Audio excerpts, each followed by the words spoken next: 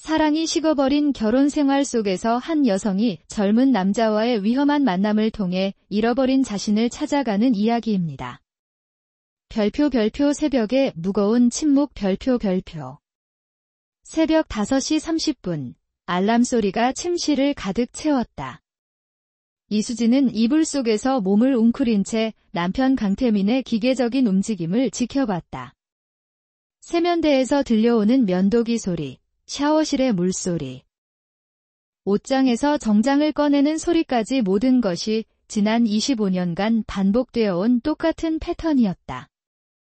출근한다. 오늘도 회식 있어서 늦을 것 같으니까 먼저 자고 있어. 태민의 목소리는 감정의 기복 없이 평평했다. 수지는 이불 속에서 작은 목소리로 조심해서 다녀와 라고 대답했지만 이미 현관문이 닫히는 소리가 들려왔다. 집안은 다시 고요해졌고 거실의 벽시계 소리만이 텅 빈 공간을 채웠다. 수지는 천장을 바라보며 생각했다. 언제부터 우리가 이렇게 멀어진 걸까? 아이들이 어릴 때는 그래도 대화할 거리가 있었는데 지금은 서로에게 할 말이 없었다. 큰딸 지민이는 직장 때문에 부산으로 내려갔고 막내 아들 준호는 대학 기숙사에서 생활하고 있었다. 한때 북적였던 집은 이제 2명의 중년 부부만 남겨진 채 적막감만 흘렀다. 수지는 무거운 몸을 일으켜 주방으로 향했다. 어제 저녁 태민이 먹고 남긴 그릇들이 싱크대에 그대로 놓여 있었다. 물을 틀고 설거지를 하면서 창밖을 바라보니 아파트 단지 내 작은 공원에서는 이미 동네 할머니들이 모여 앉아 담소를 나누고 있었다. 수지는 문득 궁금해졌다. 저분들은 무슨 이야기를 그렇게 재미있게 하실까? 나도 저런 친구들이 있었으면 좋겠다는 생각이 들었다. 커피포트에 물을 받고 토스트기에 식빵 2장을 넣었다. 냉장고에서 딸기잼을 꺼내다가 문득 손이 멈췄다. 이 잼도 몇 달 전에 지민이가 사다 준 것이었다. 언제 다시 볼 수 있을까? 멍하니 냉장고를 바라보다가 다시 정신을 차렸다. 거실 소파에 앉아 리모컨을 집어들었다가 다시 내려놓았다. 텔레비전을 켜도 볼만한 프로그램이 없었다. 아침 드라마는 뻔한 스토리의 연속이었고 뉴스는 답답한 소식들만 가득했다. 핸드폰을 들어 카카오톡을 확인해보니 광고 메시지들만 쌓여 있었다. 지역맘 카페에서는 여전히 자녀 교육 정보들이 오가고 있었지만 이미 다 큰 아이들을 둔 수진에게는 더 이상 필요 없는 정보들이었다. 팔꿈치를 무릎에 긁고 미간을 문지르자 두통이 시작됐다. 요즘 자주 이런 증상이 나타났다. 집에 혼자 있으면 점점 생각이 많아지고 그 생각들은 대부분 우울한 방향으로 흘러갔다. 나는 지금 무엇을 하며 살고 있는 걸까? 결혼하고 30년, 아이들을 키우느라 정신없이 보낸 25년. 그리고 이제 남은 건 무엇인가? 벽에 걸린 가족 사진들이 눈에 들어왔다. 아이들이 어릴 때 찍은 사진, 지민이의 초등학교 입학식 사진, 준호의 대학 졸업식 사진들이 액자 속에서 웃고 있었다. 하지만 지금 보니 그때도 자신의 웃음은 어색했던 것 같다. 언제나 아이들과 남편을 위해 웃었지. 진심으로 행복해서 웃었던 적이 있었을까? 화장대 앞에 앉아 거울을 들여다봤다. 어느새 머리에는 흰머리가 제법 많아졌고 피부도 탄력을 잃어 처져 있었다. 입가의 팔자주름은 언제부터 이렇게 깊어졌을까? 목에는 스트레스성 두드러기 자국이 여전히 남아있었다. 거울 속의 자신을 보며 수지는 한숨을 내쉬었다. 나도 정말 이제 완전한 아줌마가 되었구나. 별표 오후의 무력감 별표. 오후 1시가 넘어서야 수지는 집을 나섰다. 동네 마트에 장을 보러 가는 발걸음조차 무거웠다. 익숙한 골목길을 걸으며 지나가는 사람들을 관찰했다. 모두들 어디론가 바쁘게 가고 있었다.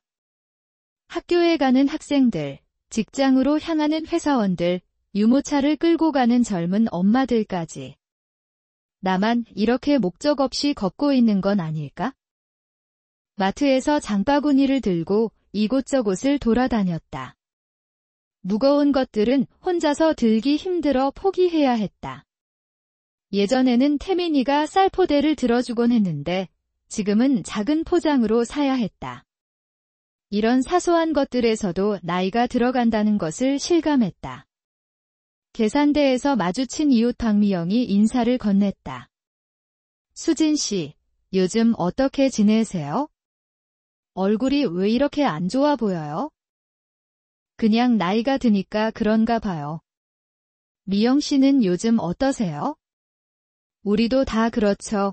뭐 애들 다 내보내고 나니까 집이 너무 허전해요. 서로 힘없이 웃으며 헤어졌다.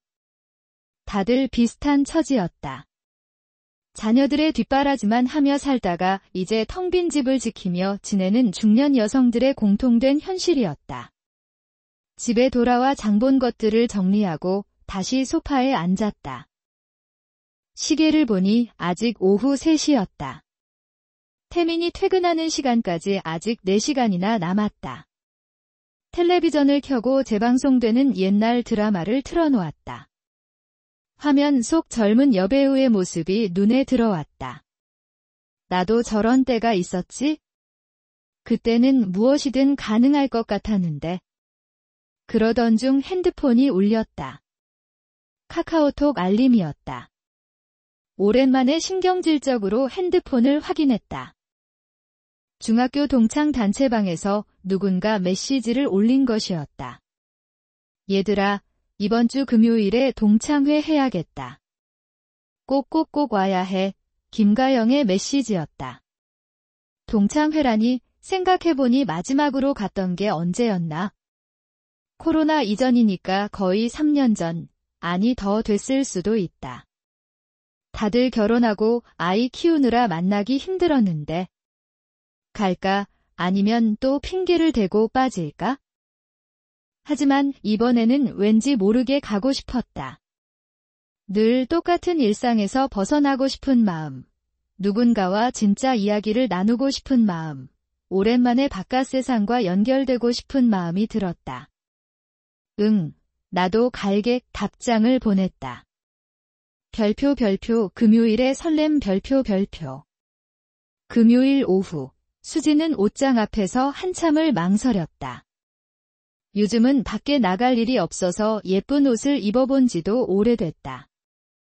옷장에 가득한 옷들이지만 어느 것도 마음에 들지 않았다. 너무 화려하면 안 어울릴 것 같고 너무 수수하면 더 늙어 보일 것 같았다. 결국 베이지색 블라우스와 검은색 슬랙스, 그리고 허리띠로 포인트를 준 조합을 선택했다. 거울을 보니 그럭저럭 봐줄 만했다. 화장도 평소보다 신경 써서 했다. 파운데이션을 꼼꼼히 발라주름을 가리고 입술에는 연한 핑크색 립스틱을 발랐다. 향수도 뿌렸다. 태민이 예전에 생일 선물로 사준 샤넬 향수였다. 오랜만에 열어보니 병 안에 반 정도밖에 남지 않았다. 여보, 오늘 중학교 동창회 있어서 저녁 먹고 올게. 많이 늦지는 않을 거야? 응, 재미있게 놀다 와. 술 마시면 꼭 대리 불러. 거실에서 신문을 읽으며 대답하는 태민의 목소리는 언제나 그렇듯 짧고 무덤덤했다. 나를 한번 쳐다보지도 않았다. 나도 예쁘게 화장하고 차려입고 나왔는데. 하지만 이미 익숙한 일이었다. 집을 나서며 가벼운 마음이 들었다. 정말 오랜만에 누군가를 만나러 가는 길이었다. 버스 안에서 창밖을 바라보니 퇴근 시간의 거리는 여전히 분주했다. 젊은 여성들이 높은 구두를 신고 걸어가는 모습이 눈에 들어왔다.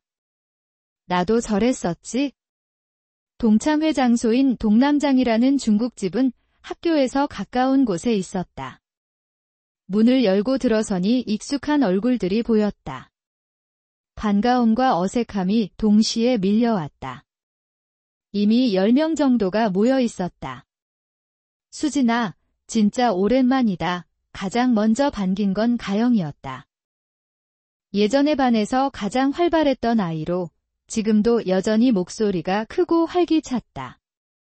단발머리에 빨간색 니트를 입고 있었다. 정말 오랜만이네. 어떻게 지냈어? 서로 인사를 나누며 자리에 앉았다.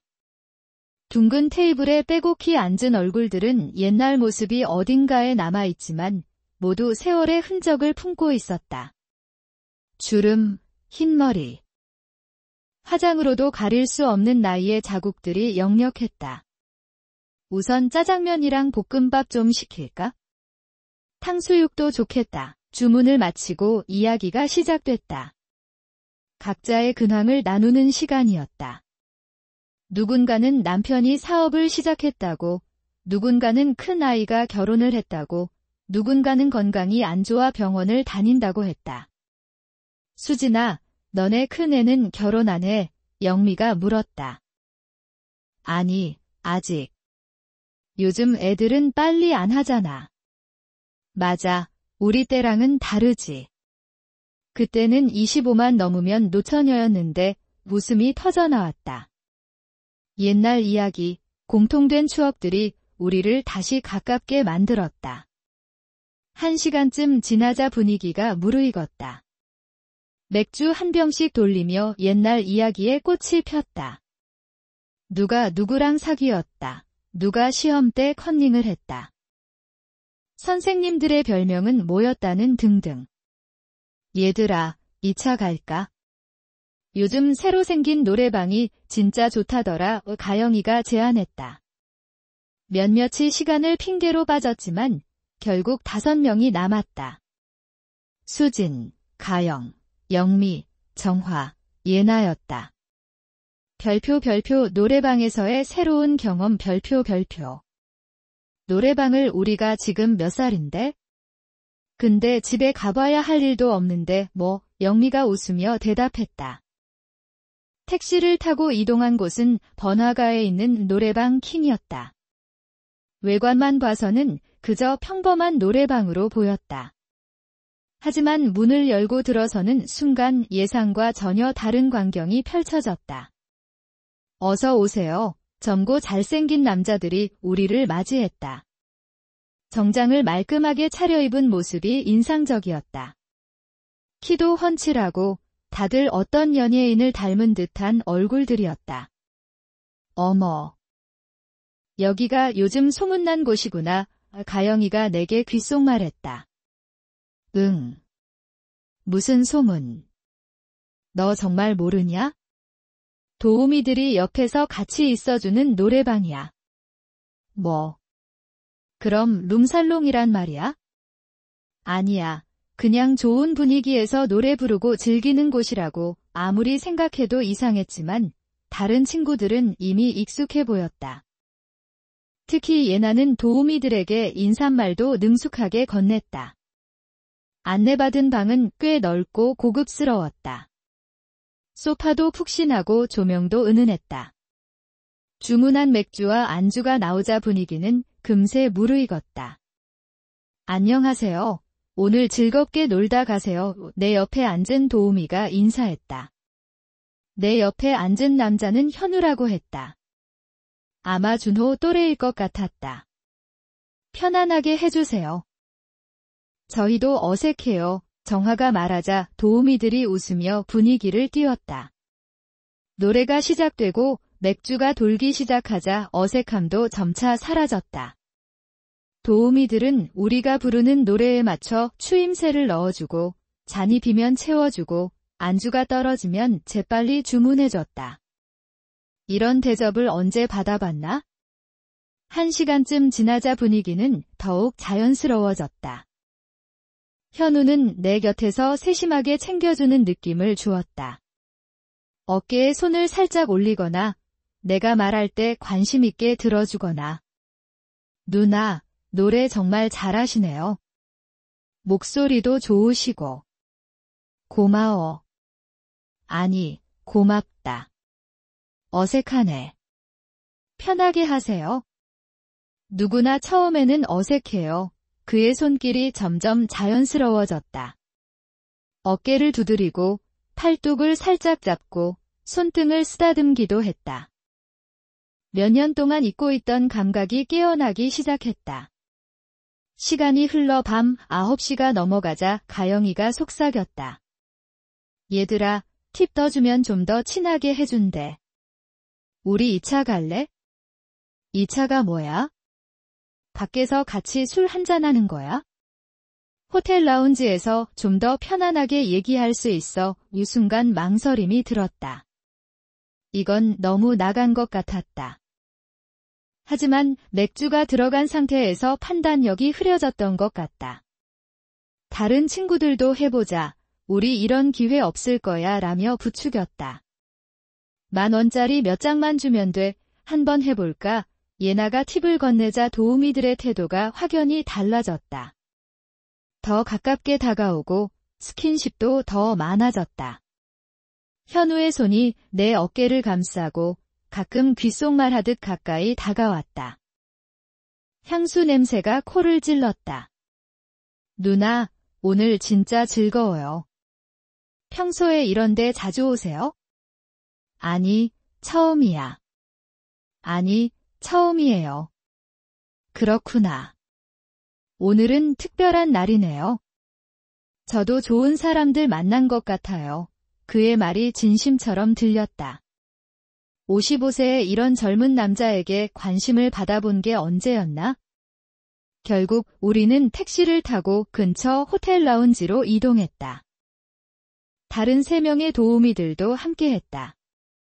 별표 호텔 라운지에서의 깊어지는 관계 별표. 호텔 로비를 지나 라운지에 들어서니 고급스러운 분위기가 느껴졌다. 어둑한 조명, 잔잔한 음악, 그리고 은은한 분위기. 둥근 테이블에 모여 앉아 와인을 시켰다. 현우는 계속 내 곁에 있었다. 손을 자연스럽게 잡거나 머리카락을 귀 뒤로 넘겨주기도 했다. 몇 년간 경험해보지 못한 설렘이었다. 누나, 평소에 어떻게 지내세요? 그냥 집에서 살림만 해. 애들은 다 크고 남편은 바쁘고. 외로우시겠어요. 그 한마디에 뭔가 가슴이 쿵했다. 외롭다는 걸 누가 알아줬나? 남편도 아이들도 친구들도 내가 얼마나 외로운지 몰랐다. 맞아, 정말 외로워. 술 기운에 솔직해졌다. 현우의 손이 내 손을 더 꽉 잡았다. 저도 알아요. 그런 마음. 저도 가끔 외로워요. 어느새 11시가 넘어가자 친구들이 하나둘 자리를 뜨기 시작했다. 정하와 영민은 먼저 택시를 잡아 타고 갔고 가영과 예나도 조금 더 있다가 일어났다. 수진아, 너도 그만 가자. 응, 나도 곧 갈게의 친구들이 떠나고 나니 더욱 술기운이 돌았다. 현우와 둘만 남자 분위기는 더 깊어졌다. 누나. 정말 아름다우세요. 시간이 멈춰버린 것 같아요. 고마워. 이런 말 들어본 게 언제인지 모르겠네. 진심이에요. 오늘 저도 행복했어요. 그가 내 이마에 머리카락을 쓸어주며 말했다. 심장이 뛰었다. 마지막으로 이런 떨림을 느껴본 게 언제였을까? 누나, 오늘 밤 좀 더 있다 갈게요. 그의 눈빛이 진지했다. 고민할 시간도 없이 고개가 끄덕여졌다. 응. 현우의 손을 잡고 호텔 엘리베이터에 올랐다. 심장이 뛰는 게 들릴 정도였다. 거울에 비친 내 모습은 낯설었다. 볼이 빨개지고 눈이 반짝이고 있었다. 언제 내가 이런 모습이었을까? 방 안에 들어서니 왠지 현실처럼 느껴지지 않았다. 깔끔한 침대, 은은한 조명, 커튼으로 가려진 창문. 모든 게 꿈 같았다. 누나, 긴장하지 마세요. 현우가 내 어깨에 손을 올리며 말했다. 그의 손길은 부드러웠다. 어깨에서 팔로, 팔에서 손목으로 천천히 쓰다듬으며 내려왔다. 오랫동안 느껴보지 못한 친밀한 터치였다. 살짝 떨리는 손길에 나도 모르게 긴장이 풀어졌다. 예쁘시네요. 진짜 예쁘세요. 그가 내 얼굴을 천천히 살피며 말했다. 그의 시선이 내 이마, 눈, 코, 입술을 차례로 훑었다. 55세 주름진 얼굴을 바라보는 20대 청년의 눈에는 진짜 내가 예뻐 보이는 걸까? 현우의 손이 내 뺨을 가볍게 어루만졌다. 엄지로 부드럽게 쓰다듬으며 겁내지 마세요 라고 속삭였다. 그 손길에 몸이 저절로 그에게 기댔다.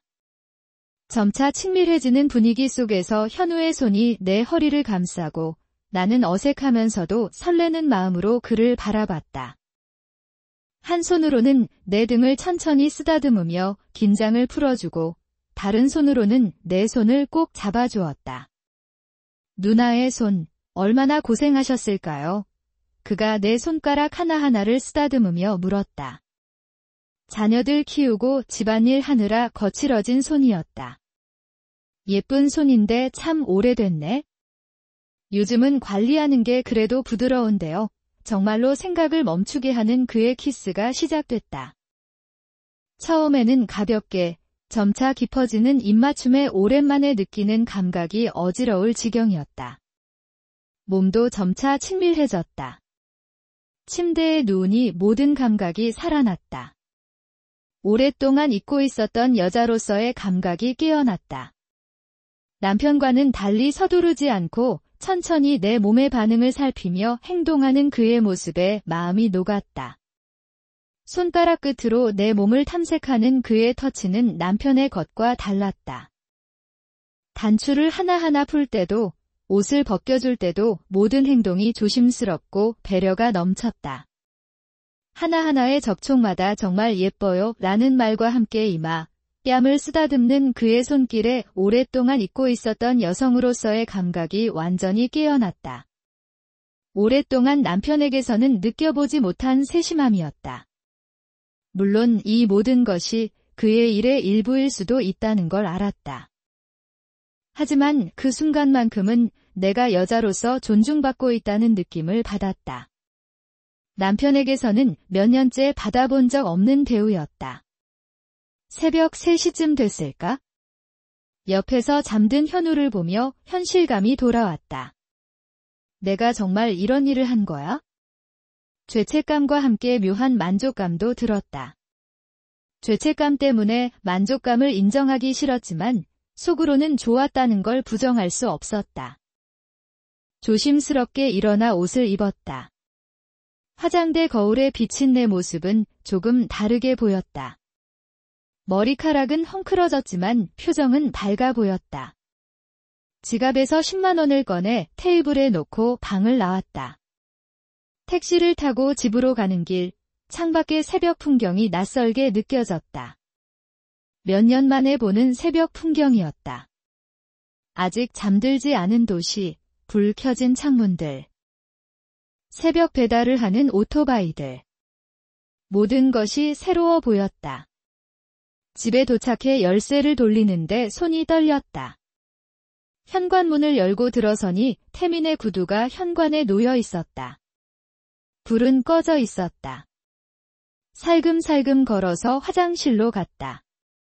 샤워를 하면서 비누 거품으로 몸을 문질렀다. 씻으면 다 사라질까? 하지만 몸에 남은 감각은 쉽게 사라지지 않았다. 온몸이 예민해진 느낌이었다. 물줄기가 피부에 닿을 때마다 소름이 돋았다. 거울을 보니 목덜미에 희미한 키스마크가 보였다. 급히 파운데이션으로 가리고 목이 높은 티셔츠를 입었다. 침대에 누우니 남편의 코 고는 소리가 들렸다. 언제나처럼 등을 돌리고 자고 있었다. 눈을 감았지만 잠이 오지 않았다. 오늘의 일들이 머릿속을 맴돌았다. 노래방, 라운지, 호텔, 현우의 손길, 떨림, 쾌감. 모든 게 꿈처럼 비현실적이었다. 별표 아침의 현실과 새로운 연락 별표. 아침 6시 알람 소리에 겨우 눈을 떴다. 태미는 이미 화장실에서 씻고 있었다. 어제의 일이 정말 있었던 일인지 헷갈렸다. 하지만 몸의 감각은 거짓말하지 않았다. 어제 늦게 들어왔나? 태민이 출근 준비를 하며 물었다. 응, 친구들이랑 오랜만에 만나니까 시간 가는 줄 몰랐어. 그래. 재미있었겠네. 오늘도 회식이야. 저녁 먼저 먹어야 태민이 나가고 나니 허탈했다. 내가 어제 그런 일을 했는데 아무도 모른다. 아무것도 변하지 않았다. 남편도, 집도, 일상도. 주방에서 혼자 커피를 마시며 어제를 되돌아봤다. 정말 내가 그런 일을 했나? 30년간 살면서 남편 말고 다른 남자와 잠자리를 해본 적이 한 번도 없었다. 그런데 어젯밤에 핸드폰이 울렸다. 모르는 번호였다. 받을까 말까 망설이다가 받았다. 누나, 저 현우예요. 어제 잘 들어가셨어요. 심장이 뛰었다. 그의 목소리를 듣는 순간 어제의 기억이 선명하게 되살아났다. 응, 잘 들어왔어. 누나, 어제 정말 좋았어요. 진심이에요. 다음에 또 만날 수 있을까요? 순간 고민이 됐다. 다시 만나면 안 된다는 것을 알고 있었다. 하지만 그의 말에 마음이 흔들렸다. 연락할게 전화를 끊고 한참을 멍하게 앉아 있었다. 죄책감과 설렘이 교차했다. 나쁜 짓을 했다는 건 알지만 그 떨림을 다시 느끼고 싶은 마음도 들었다. 일주일이 지났다. 그동안 현우에게서 문자가 몇 번 왔다. 누나, 잘 지내세요? 오늘도 누나 생각났어요. 혹시 시간 되시면 점심이라도. 처음에는 답장하지 않았다. 하지만 점점 외로움이 커졌다. 태미는 여전히 바쁘고 아이들은 연락도 뜸했다. 동창 친구들은 각자의 일상에 바빠 연락이 없었다. 현우야, 미안해. 바빴어. 언제 시간 되니? 결국 답장을 했다. 손가락이 떨렸다. 이제 돌아올 수 없는 강을 건너는 느낌이었다. 별표 반복되는 만남과 깊어지는 관계 별표. 일주일 후 현우와 다시 만났다. 이번에는 시내의 조용한 카페였다. 오후 2시쯤 사람들이 드문 시간대를 골랐다. 누나, 정말 보고 싶었어요. 현우는 여전히 반가워했다. 하지만 뭔가 다른 점도 보였다. 조금 더 자연스러워 보였다. 처음 만났을 때의 과도한 친절함은 줄어든 것 같았다. 미안해, 연락 못했어. 괜찮아요. 이해해요. 누나도 바쁘시잖아요. 그러면서도 그의 손이 테이블 위로 내 손을 잡았다. 사람들 눈에 뜰까 봐 살짝 놀랐지만 주변을 둘러보니 신경 쓰는 사람은 없었다. 누나, 오늘은 시간 좀 있어요. 그의 물음에 고개를 끄덕였다. 태미는 주말에도 골프 약속이 있어 집에 없을 테니까. 이번에도 같은 호텔로 갔다. 방문이 닫히자마자 현우가 나를 끌어안았다. 첫 번째보다는 덜 어색했다. 몸도 그의 터치에 익숙해져 있었다. 하지만 마음 한편으로는 묘한 감정이 들었다. 이제 이게 일상이 되어가고 있다는 생각이었다. 일주일에 한 번씩 남편 몰래 젊은 남자를 만나는 55세 여자. 내가 이런 사람이 될 줄은 몰랐다. 누나, 걱정하지 마세요. 아무한테도 말 안 해요. 현우가 내 표정을 살피며 말했다. 마치 내 마음을 읽은 것처럼 고마워. 아니, 미안해. 이런 관계가 맞는 건지 모르겠어. 누나가 행복하시면 됐죠? 저도 진짜 누나가 좋아요. 진짜일까? 아니면 이것도 그의 일의 일부일까? 더 이상 그 경계가 모호해졌다. 시간이 지나면서 현우와의 만남은 패턴화됐다. 일주일에 한 번, 낮 시간, 같은 호텔. 그때마다 돈을 주는 것도 당연해졌다. 처음에는 10만 원, 그 다음에는 20만 원. 누나, 이번 달 용돈이 좀 부족해서 조금만 더 도와주실 수 있어요. 세 번째 만남에서 현우가 애교 섞인 목소리로 말했다. 얼마나 필요해? 50만 원만 큰 돈이었다. 하지만 거절하기 힘들었다. 이미 너무 깊이 들어왔다. 현우의 손을 잡고 싶고, 그의 눈빛을 보고 싶고, 그의 키스를 느끼고 싶었다. 외로운 일상에서 유일한 위안이었다. 알았어. 다음에 줄게. 정말요?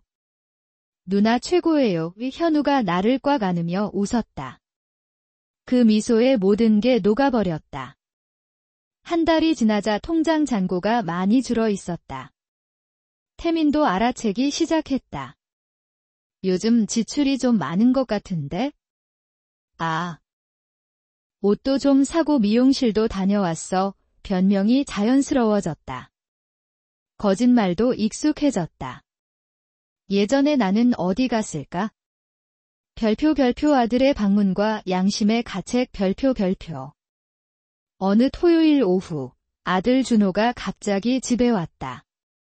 취업 준비하느라 힘들다며 집밥이 그립다고 했다. 어머니, 오늘 시간 괜찮으세요? 같이 점심 먹어요? 그래, 엄마가 된장찌개 끓여줄게. 내가 좋아하는 거? 주방에서 된장찌개를 끓이며 아들을 보니 준호도 현우처럼 이제 어른이 되었다. 키도 컸고 목소리도 굵어졌다. 엄마, 요즘 피곤해 보이세요. 괜찮으세요? 응, 괜찮아. 내가 걱정할 일 아니야? 어머니도 좀 쉬세요. 너무 집에만 계시지 마시고. 준호의 걱정 어린 눈빛을 보니 가슴이 찔렸다. 이 아이는 현우와 비슷한 나이인데. 내가 정말 무슨 짓을 하고 있는 거지? 준호야, 엄마가 항상 좋은 엄마는 아니었던 것 같아. 갑자기 왜 그러세요? 저희한테는 세상에서 제일 좋은 엄마세요. 그 말에 눈시울이 뜨거워졌다. 아들은 나를 여전히 좋은 엄마로 생각하고 있는데 난 지금 뭘 하고 있나? 저녁 때 아들이 돌아가고 혼자 남은 거실에서 핸드폰을 들여다봤다. 현우에게서 문자가 와 있었다. 누나, 내일 만날 수 있어요. 진짜 보고 싶어요. 예전에는 설레며 바로 답장했을 메시지였다. 하지만 이번에는 손가락이 잘 움직여지지 않았다. 아들의 따뜻한 눈빛이 자꾸 떠올랐다. 내가 여자로 대접받고 싶었던 거야? 외로웠던 거고. 스스로에게 변명해봤지만 허무했다. 이건 자기 기만이었다. 현우와의 관계는 진짜 사랑도, 진짜 위안도 아니었다. 그저 외로움을 달래기 위한 도피처였다. 태민이 늦게 들어왔다. 요즘 유난히 피곤해 보인다. 같이 늙어가는 사람, 30년을 함께한 사람. 여보, 맥주 한잔 할래? 아, 좋지. 오랜만이네. 냉장고에서 맥주를 꺼내 테이블에 놓았다. 태민과 마주 앉아 조용히 술잔을 기울였다. 이런 편안함도 오랜만이었다. 요즘 좀 바쁘지? 응. 이번 프로젝트 끝나면 여유가 좀 생길 거야. 주말에 어디 갈까? 태민의 제안에 고개를 끄덕였다. 언제부터인가 우리도 서로에게 무관심해졌다. 하지만 아직 늦지 않았다. 다시 시작할 수 있다. 별표 관계의 종료와 새로운 시작 별표. 다음 날 현우에게 전화했다. 현우야, 미안해. 누나, 왜요? 무슨 일 있어요? 우리 이제 그만하자. 긴 침묵이 흘렀다. 왜요? 제가 뭘 잘못했나요? 아니야, 내 잘못이 아니라 내가 잘못 생각했어. 이건 아닌 것 같아. 누나, 저 진짜 누나가 좋은데 그의 목소리가 작아졌다. 마음이 아팠다. 하지만 이대로 계속 갈 수는 없었다. 미안해, 진짜 미안해. 그동안 고마워서 전화를 끊고 한동안 울었다. 후회와 안도감이 뒤섞였다. 3일 후 태민과 설악산으로 여행을 떠났다. 1년 만에 둘만의 여행이었다. 계곡물 소리를 들으며 걷는 산책로에서 예전처럼 손은 잡지 않았지만 가까이 걸을 수 있었다. 요즘 표정이 편해 보여. 왜? 태민이 말했다. 그래. 응. 예전보다 더 예뻐 보여. 태민의 불쑥 튀어나온 칭찬에 놀랐다. 언제 이런 말을 들어봤나? 당신도 요즘 좀 젊어 보여. 둘 다 쑥스러워하며 웃었다. 30년의 세월이지만 아직 서로를 볼 줄 알았다. 집에 돌아와 일상이 달라졌다. 아침에 일어나면 태민과 함께 커피를 마시고 함께 신문을 보고 저녁에는 드라마나 영화를 같이 봤다. 작은 변화들이 쌓여 큰 변화가 됐다. 요가 수업도 다시 시작했다. 거기서 만난 사람들과도 자연스럽게 친해졌다. 같은 또래의 여성들과 비슷한 고민을 나누며 서로를 위로해주는 관계를 만들어갔다. 어느 저녁 태민이 일찍 들어왔다. 수진아, 오늘 외식하자. 왜? 무슨 일 있어? 그냥 오랜만에 둘이 밖에서 먹고 싶어서 작은 한식당에서 저녁을 먹으며 태민이 말했다. 요즘 집안 분위기가 참 좋은 것 같아. 내가 행복해 보여서 나도 좋아. 나도 요즘 편안해. 진짜였다. 무거웠던 몸도 답답했던 마음도 한결 가벼워졌다. 우리 삶에는 누구나 한 번쯤 흔들리는 순간이 있다. 외로움과 허전함이 우리를 다른 길로 이끌 때가 있다. 하지만 진짜 중요한 건 그 흔들림에서 무엇을 배우느냐이다. 나를 진짜 이해해주고 사랑해주는 사람이 누구인지, 진짜 행복은 어디에 있는지를 깨닫는 것이다. 수지는 이제 알았다. 진정한 사랑은 화려한 감정이 아니라 일상 속에서 서로를 이해하고 배려하는 마음에서 시작된다는 것을. 30년을 함께한 태민과의 관계가 비록 평범해 보일지라도 그 속에는 젊은 시절의 열정과는 다른 깊이 있는 사랑이 있다는 것을. 그리고 그것이야말로 진정으로 소중한 것이라는 깨달음을 얻었다. 이제 수진의 하루는 다시 의미를 찾아가고 있었다. 태민과 함께 마시는 아침 커피, 요가 수업에서 만난 새로운 친구들, 가끔 연락하는 아이들과의 대화, 그리고 저녁에 태민과 함께 보는 텔레비전까지. 모든 것이 예전보다 더 소중하게 느껴졌다. 외로움을 달래기 위해 찾아갔던 위험한 관계는 결국 진정한 행복을 찾는 과정의 한 부분이었을 뿐이다. 수지는 이제 자신의 삶을 다시 사랑하기 시작했고, 태민 역시 아내의 변화를 느끼며 그들의 관계는 새로운 국면을 맞이하고 있었다.